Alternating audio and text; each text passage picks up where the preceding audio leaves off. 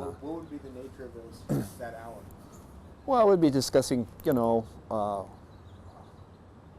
what the material would be, whether it was going to be die cast or permanent mold, because all these have an effect in a way that you design the thing. And we would talk about the shapes.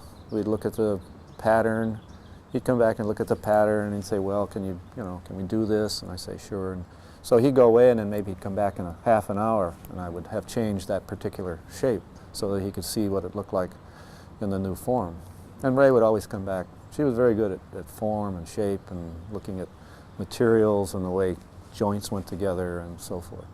So it would be that kind of a thing. Maybe it wasn't an hour and a half all at one time, but maybe it would be later on when we got to talking about the pads and what it was going to be in the pads and how you sew them and how you put them together and how you replace them. And it was all of these things and it took probably, I'd say, almost 2 years to develop the thing.